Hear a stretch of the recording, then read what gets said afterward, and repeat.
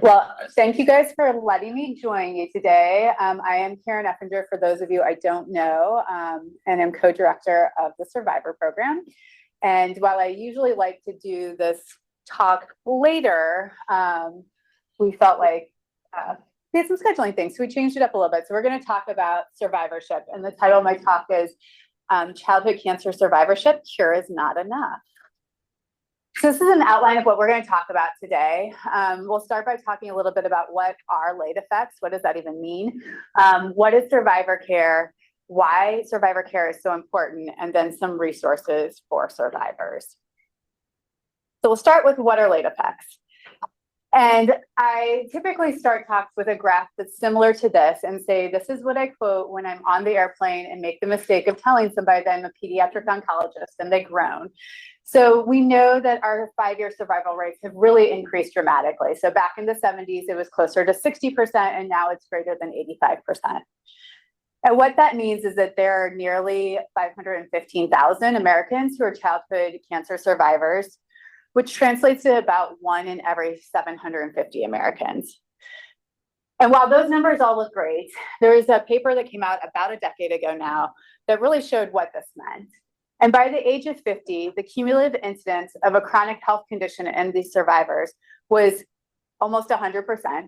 And of a serious disabling or life-threatening condition was 96%. I did put what the controls were. So the controls were 96 and 85%, but still higher than what we see in the general population. So when I think about the definition of late effects are broadly defined as consequences of cancer and its treatment that manifest either during or after cancer treatment, but persist after the end of cancer treatment.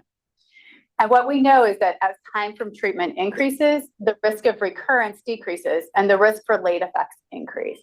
And so this graph at the bottom on the y-axis is showing the excess deaths per 10,000 person years. And along the y-axis is the years from treatment. And you can see at the on the left side, so early after treatment, the really increased risk of death is from recurrence of their primary cancer. But as you get further and further out, there's an increased risk of death from other things. And many of them are things we would consider late effects. So subsequent neoplasms, cardiac disease, and pulmonary disease.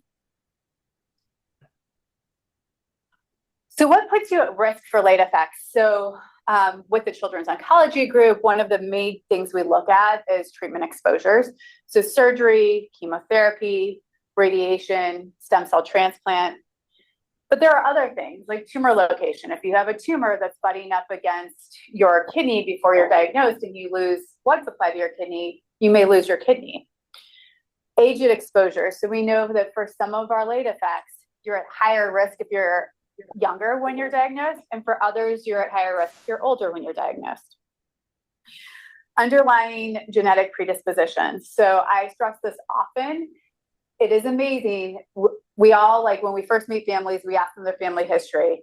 Nobody really goes back to it. And then they come to Survivor Clinic and it's like, oh yeah, there's nothing listed. And they're like, oh yeah, my aunt had breast cancer at 30 and my uncle had colon cancer at 40. And it's like, oh, all of these things. So just remembering to kind of keep a check on family history. And high risk behavior. So this is what I deem my sex, drugs, and rock and roll talk.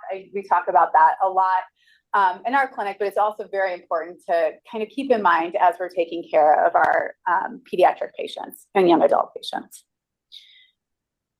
So this is a graph that kind of looks at the cumulative incidence of a serious chronic health condition.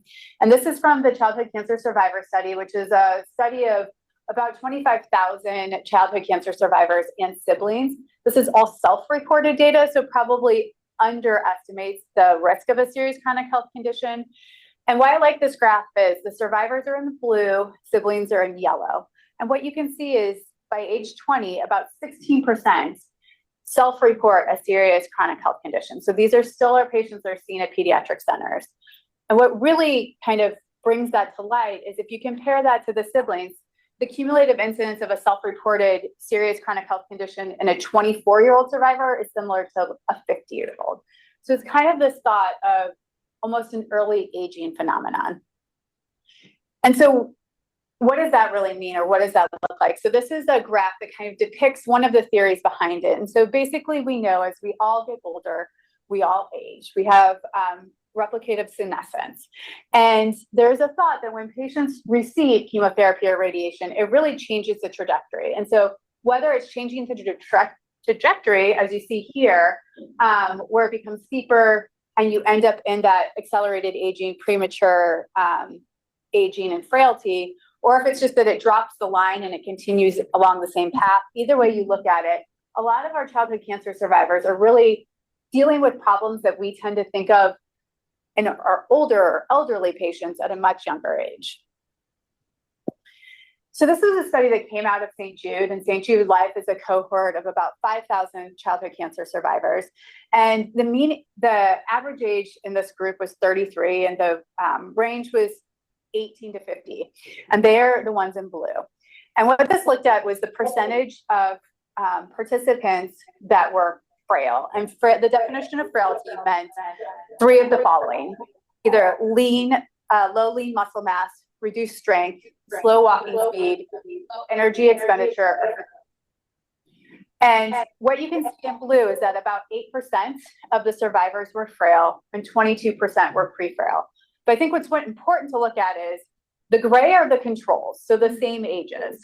And there were none that had symptoms of frailty, and about 6% that were pre-frail. And the yellow are from the cardiovascular health study. And so those are people aged 65 to 100.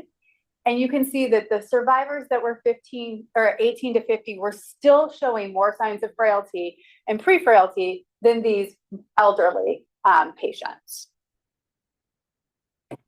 And what we know that causes is late mortality, or a way of thinking of early mortality, right? Dying before they're supposed to. And so this is from the Childhood Cancer Survivor Study. The US population are the two lines at the top. And you can see that the survivors are the ones that are sloping downward. And by 30 years after diagnosis, 18% of these 5-year survivors had died. So these were all people we would consider in our survivor cohort, and 18% had died. And what you'll also notice is there's no plateau, right? Like you don't see that these drop down and then it straightens out. Like the trajectory is continuing downward. And this is another more recent study that looked at something similar. And so what we talked about earlier was that there's an improvement in 5-year survival, right, over time. And so this is looking at the number of excess death by year of death. And you can see the 1980s is kind of small. So 1980s is on the left and 2015 is on the right. And there's a sloping downward. And these are of people who have died in less than 5 years. And so that looks really good, right? We're decreasing death. I mean, it could be better, but it's great. You add in those that have died between 5 and 10 years, which is in the green, and that's fairly steady over time. And so that's also okay. Then what happens when you look at those who die over 10 years from diagnosis, and you can see actually we haven't done that much better, right? Like there's not improvement over time. It's just that these patients are living a little bit longer and dying later. And a lot of that is from complications of their treatment.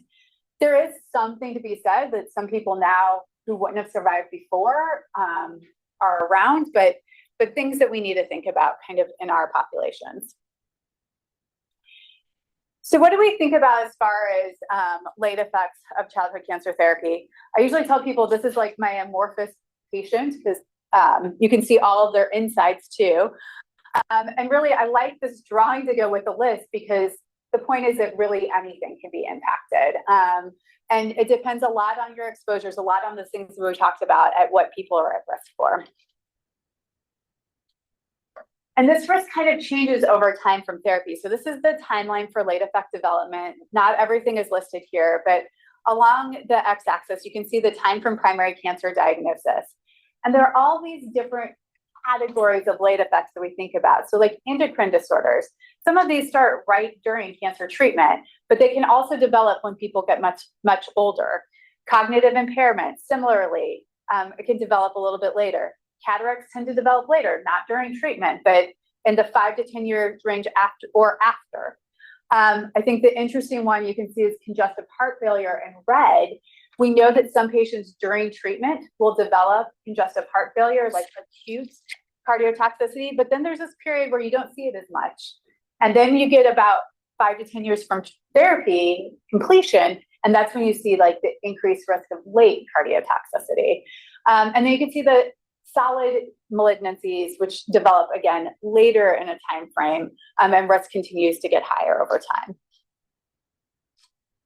So I want to go through some of the different late effects we see, and this is probably my most crude side because there's so much that could be said. I could give a whole talk, and many of my colleagues in psychology could give even better talks about all the things that we think about, but we know that our survivors are at increased risk for mental health problems, fatigue, risky behaviors, and we have seen increased risks of suicidal thoughts in our survivors, even compared to those that are on treatment. And this was a study that just looked at poor health status, and really survivors compared to their siblings reported worse general health, functional impairment, activity limitations, and mental health.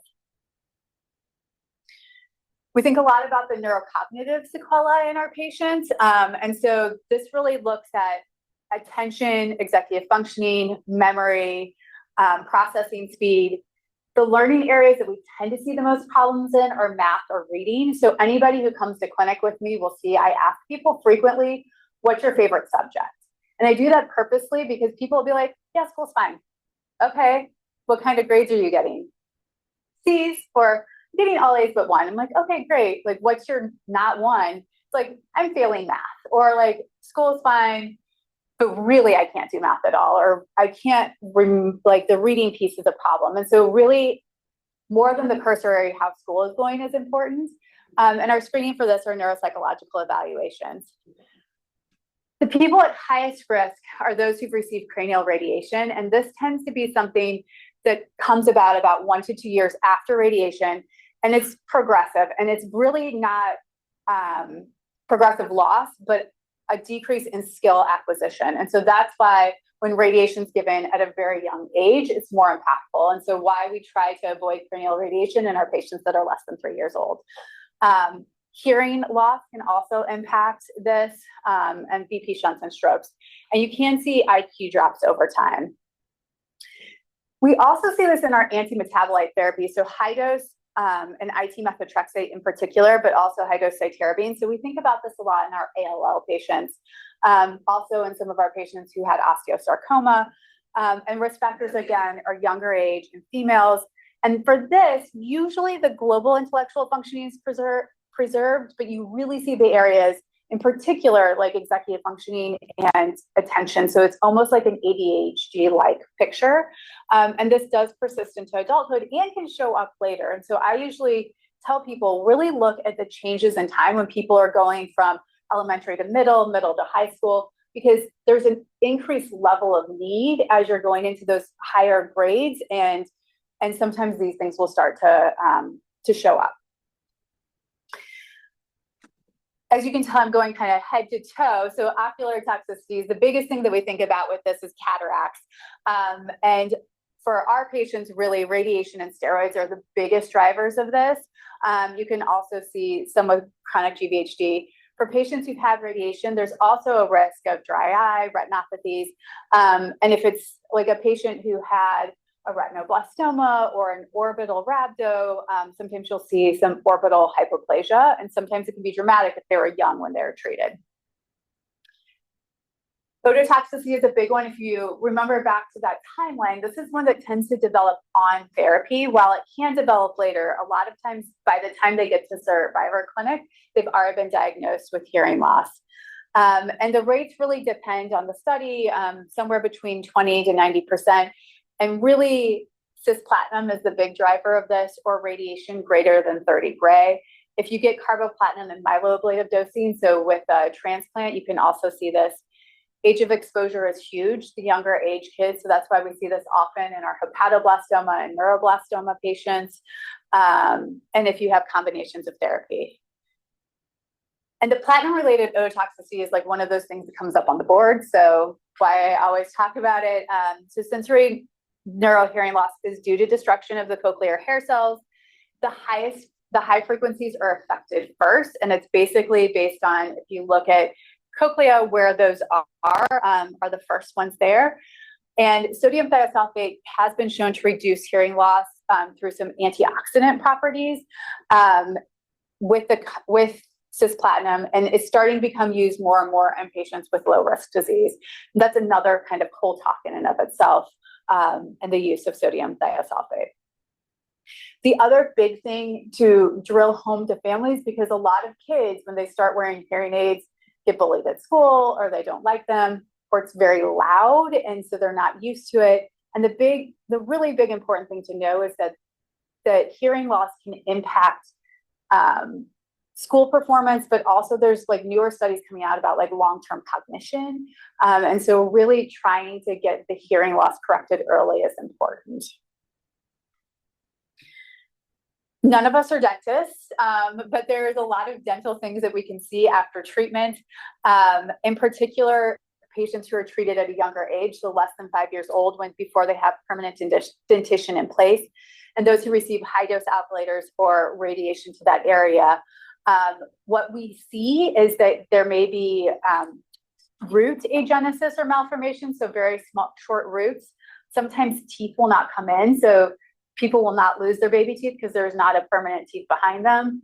Other people will have a lot of problems with their enamel, and they get a lot of cavities. And so we talk a lot about oral health, and I think a lot of, we do it because we talk about it, but it actually is very, very important in our patient population. Anterior pituitary dysfunction. So this takes us kind of back to remembering our endo days, our hormones that are produced in the anterior pituitary. So growth hormone, ACTH, FSH, LH, TSH, and prolactin. And this dysfunction can occur anywhere from months to decades after people have received cranial radiation. And what we know is that about 51% of survivors will develop at least one deficiency, and about 11% will develop multiple. And so if you have one, you look for the others. But this is also something that's important to continue to screen as patients get further out, because it can be really impactful to their lives. And growth hormone deficiency is the most common and usually the first to develop.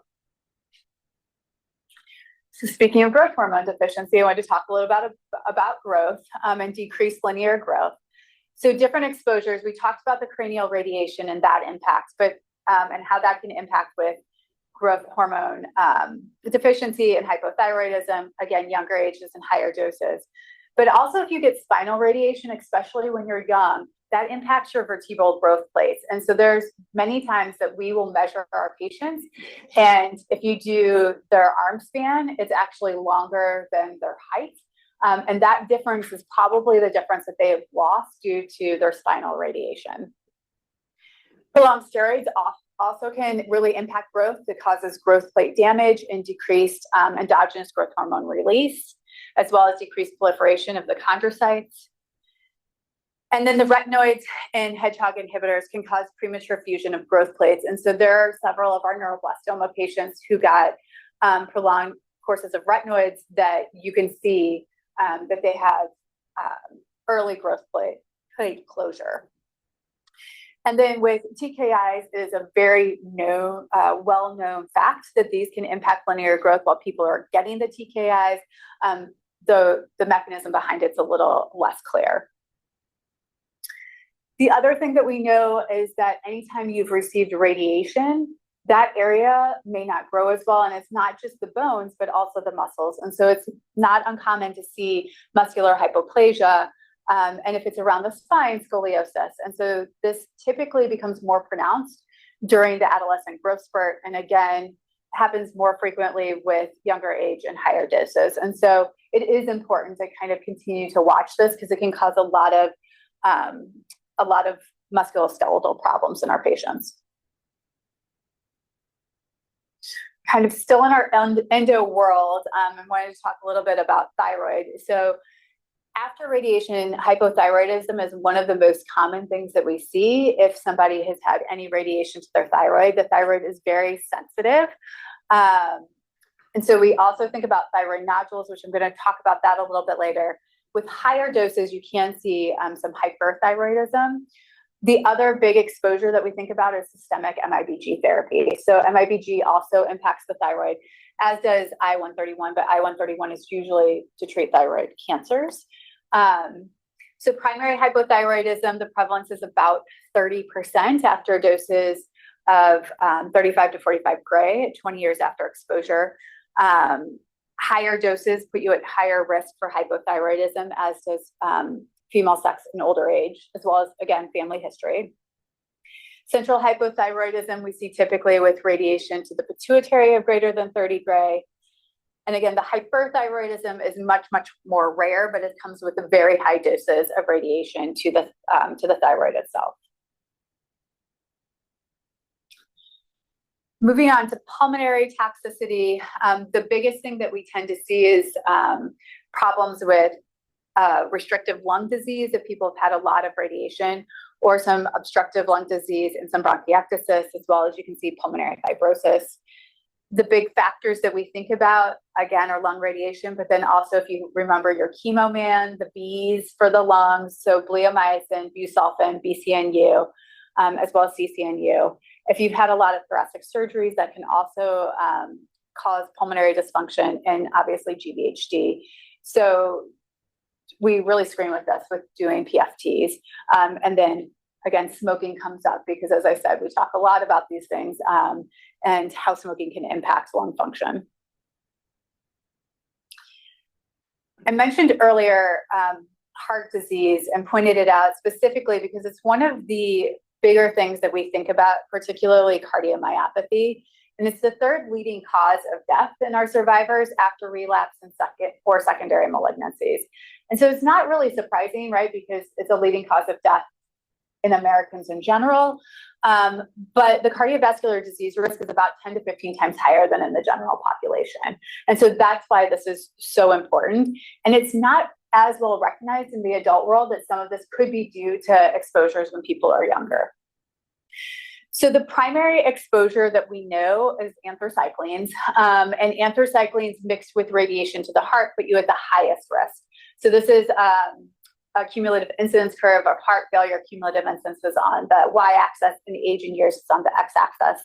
Higher doses of radiation alone can also lead to cardiomyopathy, and it's really dose dependent when it comes to the anthracyclines. And so this graph shows you the odds ratios for developing cardiomyopathy with your cumulative anthracyclines along the x-axis. And you can see that once you get to about 250, that risk really jumps up to about, your odds ratio is 23. And so having those higher doses put you at higher risk. The time that people are the most sensitive to this, and women in particular, is around pregnancies, which is another time that people don't really think about this stuff. Again, this tends to develop 10 to 15 years after therapy. A lot of times these patients are no longer patients of ours, are in the adult world. And I've had adult cardiologists call me and say, this patient says that it's from their treatment when they're a kid. And I told them that can't be the case. And I'm like, they're right, you're wrong, and explain why this is the case. Cumulative anthracycline doses, this is how we calculate them. So it all goes to doxorubicin equivalency doses. Daunorubicin is about half as cardiotoxic. Mitoxantrone is about 10 times as cardiotoxic. And there's very good data for those. The other, for idarubicin and epirubicin, since they're not used as frequently, the dosing calculations are based on toxicity, which is not the best. The daunorubicin and mitoxantrone have changed even since I was in training. I was going to say, and I don't think I mentioned it here, but the one thing to remember is we use a lot of dexrazoxane, and the main purpose for that is to try to prevent this cardiotoxicity. And the data has really shown that in patients who are receiving higher doses, it does decrease some of the late cardiotoxicity that we see. Other cardiovascular disease we think about, coronary artery disease, can develop in patients after radiation. And this is actually the more common thing that happens after radiation instead of cardiomyopathy. The cumulative risk is 21% at 20 years after radiation. And ischemic heart disease is the most common cause of cardiac death after radiation. Other related heart disease, pericarditis. Valvular heart disease is actually very common, but they're usually lower grade, and so not a cause of death, and then some conduction abnormalities. So what do we do for screening? So we get an EKG at baseline when people enter Survivor Clinic. And then obviously during treatment, you'll see that patients get echoes performed, but we do echoes kind of continuously in Survivor Clinic depending on exposures. And these are these are the newest recommendations, and this has actually changed a lot recently. So the highest risk patients are people who've had radiation greater than 30 gray, anthracyclines greater than 250, or anthracyclines in the 100 to 250 range, plus radiation of greater than 15 gray. For those who have received that kind of moderate dose of anthracyclines, their echoes are every 5 years. A moderate dose of radiation, they would also get echoes every 5 years. But then you'll see this group on the far right for no screening. And just in 2023, we have stopped screening for patients who've received only radiation less than 15 gray or anthracyclines less than 100. And it's really not because patients are not at risk, it's because it's not cost effective to screen with the echocardiogram. So in our clinic, we continue to get a baseline on all of these patients who've had exposures, and then we don't continue to do follow-up if the baseline looks okay unless they're symptomatic for this lowest risk population. We also know that our survivors, not only are they at risk for having cardiac problems due to their cardiotoxicity, but also they're at higher risk for cardiovascular risk factors. So in this set of graphs, survivors are in blue and siblings are in yellow, and the prevalence is along the y-axis. And you can see that survivors are at higher risk for developing hypertension, dyslipidemia, and diabetes. And all of those things just increase the risk more. And so this is a study that came out a couple of years ago looking at the presence of these cardiovascular risk factors and the risk of excess death at years after diagnosis. And if they have no cardiovascular risk factors, that's the one in the left, where you can see kind of what the profile looks like. But then as you add in one or more than two, the risk really balloons. And there's an increase in the cardiac disease. There's also increased risk of dying from subsequent neoplasms. As far as renal disease is concerned, obviously nephrectomies, you have only one kidney left.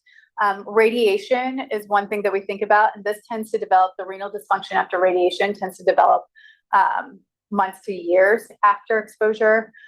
Ifosfamide and cisplatin are kind of the big chemotherapy agents. The cisplatin tends to cause glomerular and distal tubular dysfunction, versus ifosfamide tends to cause more proximal tubular dysfunction. And that's why you see a lot of the electrolyte abnormalities with those two medications during treatment. And about 30% of our long-term survivors have renal disease or hypertension. Bone toxicity is another big thing we think about. Osteopenia occurs after steroids or transplants.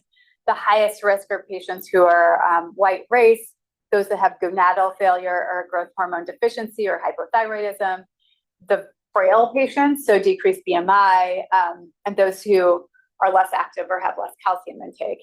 And this is important because we do see pathologic fractures. And so more recently, when we've been screening with our DEXAs, if we have low values, we've been getting spinal films based on discussions we've had with the bone clinic. And we found a significant number of pathologic fractures that we didn't realize, spinal fractures that had been undetected. I wanted to talk a little bit about avascular necrosis. While this is something that typically happens during treatment, obviously it continues to affect our survivors. This tends to be in weight-bearing joints and mostly in the femoral head. This tends to come, again, from steroids. And the higher risk factors are ones that are important, and that's what has changed some of our treatments for ALL and the picking of the steroids. So we know that dexamethasone puts you at higher risk than prednisone. Continuous exposure, so for longer periods of time, older age, so this tends to be something we see in our teenagers, female gender, radiation exposure, high BMI, and white race. We're almost done going through all the different late effects, I promise. We're not going to just talk about those things. Gonadal dysfunction, there are a lot of different ways this can look. For some patients, they will have delayed puberty. Others will have oligo or azoospermia. Some will have decreased ovarian reserve, while others will have premature ovarian failure. This is a graph that's looking at survivors versus siblings. And in males, this is the cumulative incidence of sirening a pregnancy. And so basically being able to having a partner become pregnant. And you can see that the siblings are in blue and the survivors have a much lower incidence. So increased gonadal toxicity. And this is in females, and really females aren't as affected as males. But we talk a lot about the females for several different reasons that we're going to go on to in the next slide. So the gonadal toxicity in males versus females is very different. So again, males are at higher risk compared to females. But in males, the Leydig cells which produce the testosterone are actually fairly resistant, whereas the Sertoli and germ cells are very sensitive. And what that means is that these patients who are high risk or probably are infertile, or we find out are infertile, almost always can go through puberty on their own. And females, the stromal and germ cells are equally affected. And so often, if we have a prepubertal girl who received high doses, they may need hormonal replacement to help them even go through puberty. We also know that in males, pubertal status does not provide protection from gonadal injury. So whether you're treated at 2 or whether you're treated at 22, there's not really a good correlation. And that's definitely different in females. And if you think about it, in females are born with all of the eggs they're going to have, and they're quiescent during prepuberty. And so prepubertal status is very protective for gonadal injury. And that peripubertal time is actually probably a time where people are even a little bit of a higher risk. And in males, there's not much recovery. After you've recovered from therapy, your gonadal function is stable with aging. And so we will tend to see some recovery, possibly up to about, we used to say 10 years and it was 5, but definitely, somewhere in the 2 to 5 year age range, after treatment range, people will tend to get back whatever function they're going to have. And that's very different than in females, because in females, you may have recovery from therapy, have normal periods, be fine, but have a shortened reproductive window because there's this decrease in your oocytes, and then you're having premature menopause. So what do we think of from a gonatotoxicity perspective? Cyclophosphamide or alkylating agents are kind of the big things that we think about. And similar to our anthracyclines, there is an equivalency dosing, and cyclophosphamide is our baseline. So we have a cyclophosphamide equivalency dose. And so this graph really shows you where on the spectrum these different medications fall. So ifosfamide is less gonatotoxic per milligram, but you also may notice that they tend to receive more doses, higher doses of that. And then if you look towards the right side, diatepo, methylene, the things that we think about with transplant are much more gonatotoxic.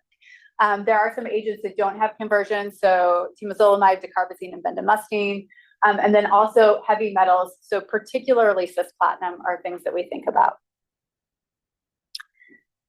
So this is a risk stratification that was that's been published looking at risk in males, minimally increased up to high risk, and you can see basically for cyclophosphamide equivalency dosing of greater than 4 grams, that would put you in the high risk category. The testes are very sensitive, so very small amounts of radiation bump you up. 4 gray to the testes puts you in the high risk category. And then you can see kind of cisplatin falls into the minimally increased or low risk, and significantly increased or moderate risk. And transplant always will put you in the highest risk group.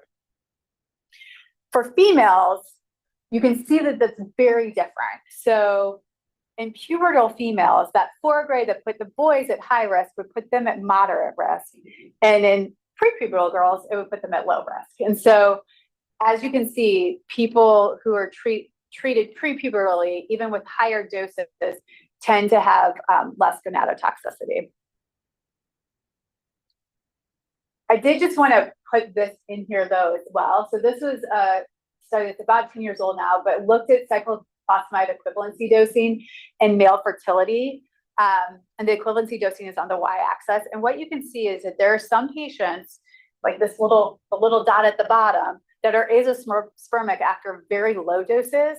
And there are some patients who are normospermic after even 15,000 milligrams per meter squared. So we do specifically tell patients that this is not birth control.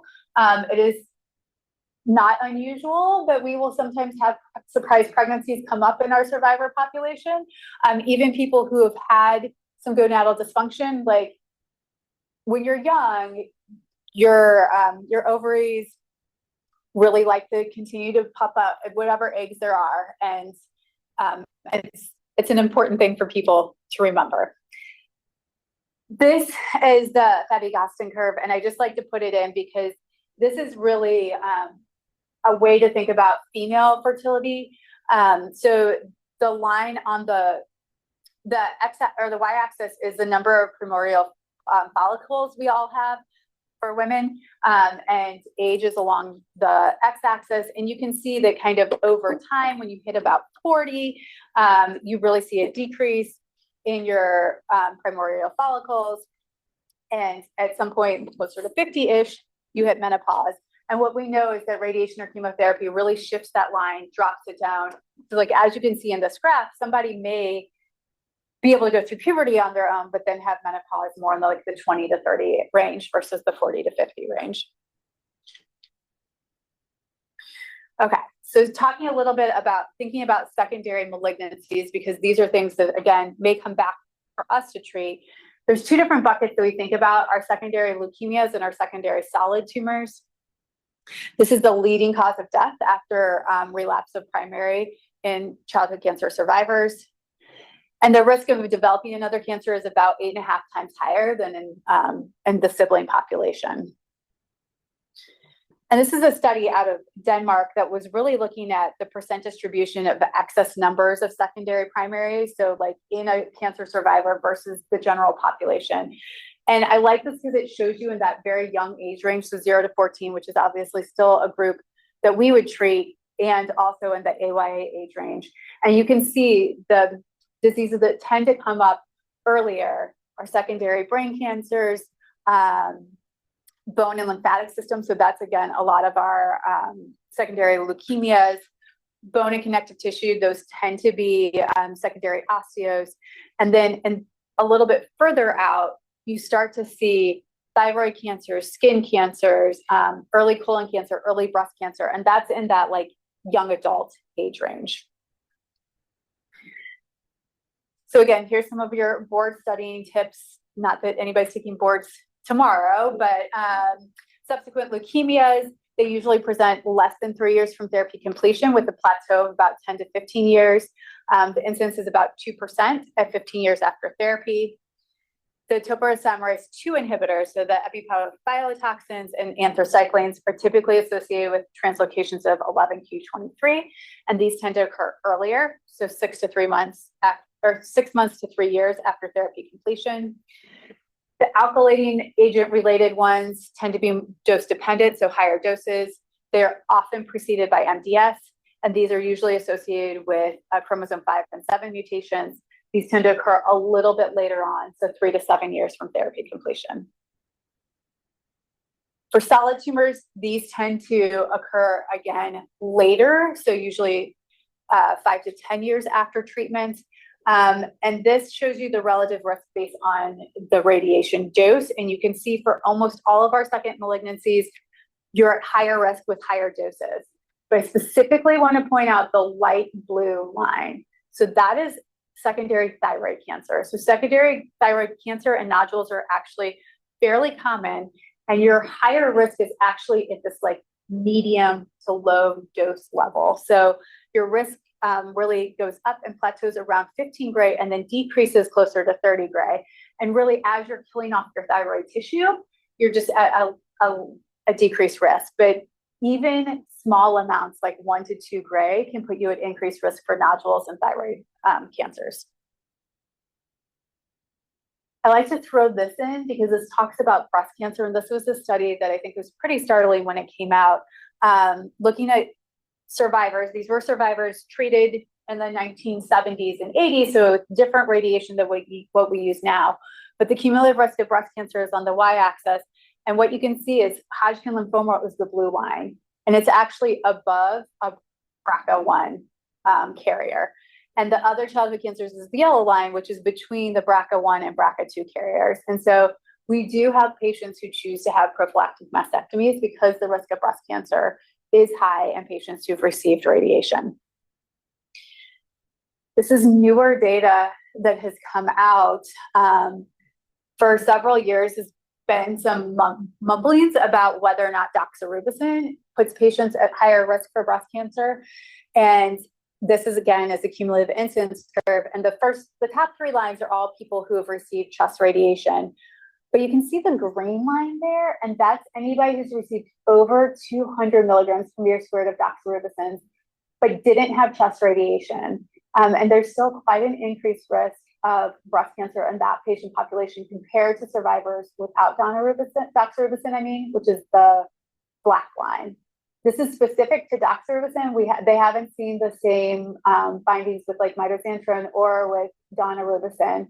And this is all adjusted for looking at genetic factors. So I always was like, when I first saw this, I was like, oh, yeah, because the kids with osteo maybe have leishmania, and that's why.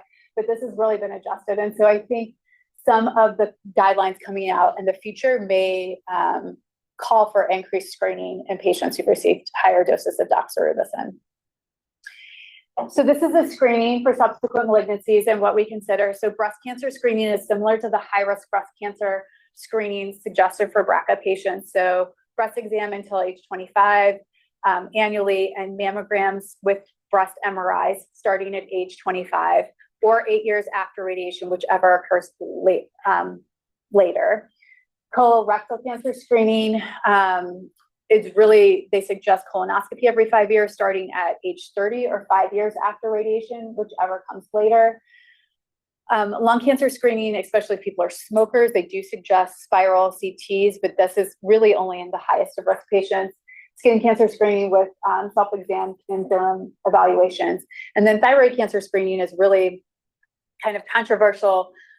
We talk about risk and then decide if we should just do palpation of the thyroid or ultrasound every 3 to 5 years. There's a lot of pros and cons. Ultrasound tend to find a lot of nodules that then lead to biopsies, but we have had patients who've come in who've had a thyroid ultrasound that I know has a nodule that is very suspicious, and I still can't feel it because our fingers are only so sensitive. And that's why we do a lot of ultrasounds. Last but not least, I just wanted to put in, from a late effect perspective, slide about financial hardship. We know that this is a burden. I had a family talk about this a lot this past week even, but people who have a lot of out-of-pocket costs really tend to have continued financial hardship into adulthood from the treatment that they had when they were younger. I promise there's less in the next 3 bullets because we will finish on time. So what is survivor care? Survivor care is really coordinated interdisciplinary care based on risk. So the focus is on surveillance, prevention, and early detection. And it's also about education. We do a lot of educating for families and survivors themselves because, as I said, a lot of our providers outside of the pediatric oncology world don't really understand our survivors as well. These are the guidelines that we use. They're from the Children's Oncology Group. They're free, easy to access. They are about a 350-page PDF. The control find button is your best friend if you ever need to look into these. This is what one of the sheets tends to look like. It's all based on exposures. And so you'll see this is for our anthracyclines. And the risk is that this sheet is talking about is cardiotoxicity. It will tell you when to do your history, your physical, your screening. It has some health links that are for patients to read through, counseling and other potential considerations. This is where they talk about risk in pregnancies. And then there's additional information at the bottom. This is where you can find a lot of the dose conversions, especially for anthracyclines. And then they have these nice little boxes that tell you, okay, how often am I supposed to get the echocardiograms for our patients? This is what a health link looks like. They're written in language, and it's for patients really to understand what they're at risk for and what the screening is involved. Patients really need to have survivor care plans, so that's my plug for sending somebody to a survivor clinic. This is a medical summary, and it also is a personalized risk effects profile and gives the screening recommendations. And there's actually a paper that's under review right now that has shown that people who have gotten survivor care plans have decreased mortality compared to those that have not. A lot of things may factor in. Our patients only get these in survivor clinic, but I think that kind of points out the importance of survivor care. So why is it so important? We have seen improvements over time. So all of our survivor research has really changed upfront therapy. That's why we're going to more targeted agents as well. And this is death from health-related causes. So this is what I think about as our death from late effects. And you can see that over the 1970s is in blue, the 1980s is in red, and the 1990s is in green for decades of treatment. And there's been decreasing mortality over time. This is a study from St. Jude Life, and in St. Jude Life, they bring all of their survivors in and do comprehensive evaluations based on the COG guidelines. And the dotted lines are what patients would have known that they had before they came in. And so that would be like self-reported data. And the dark line is what was found with the study. And you can see the difference in those with the detection that you see for cardiomyopathy, valve disorders, pulmonary dysfunction, hearing loss. I mean, the graphs look very similar even for breast cancers. And so that's why all of these screening recommendations are so important. Another reason why survivor care is so important is that providers don't always know, as I've already said. So this is a study of internal medicine providers, and 74% reported that they lack knowledge or training in cancer survivorship. Only 25 to 37% were comfortable taking care of childhood cancer survivors, and only 9 to 15% correctly identified screening recommendations. And so again, why having an outline for the patients in a survivor care plan is important. It's also important to note for the survivors to get the knowledge and to understand. And so this study came out over a decade ago, but it's one that I think is still very impactful for me. In this study, 72% of survivors knew what their diagnosis was, like just as leukemia. But if you think about the converse of that, that's 28% did not know what their diagnosis was. And so people who are in clinic with me know that any young adults and teens, I ask them, and it is surprising, especially the kids that are diagnosed very young, they've been coming to clinic for a decade. They don't know why. They don't know what their diagnosis is. They just know that they have to come once a year and get their checkups. 94% knew they had chemotherapy. 89% knew they had radiation. Again, 11% didn't. But of those, only 70% could recall where their radiation was. And so if you think about it, if you're a primary care provider and somebody can't give you this information, like it's very hard to actually treat them appropriately. So what resources do we have for survivors? So this is one of the things we're very proud of. Cancer Survivor Link is a website that was developed here at Emory. It is a portal for survivors, patients, and their providers. It allows patients to, there's an educational piece, but it also allows them to store things. So they can store their survivor care plan on this website. It's not attached to any medical record system. So if they go away to college, they always have access to it because no one can find their pieces of paper ever, including myself. They can also share this directly with providers here, and there's great education for both. Very excitingly, the mobile app for this just launched, and there's more to come from that. But I think having this for young adults is going to be really big, and we stress this a lot in our patients who are going away to college.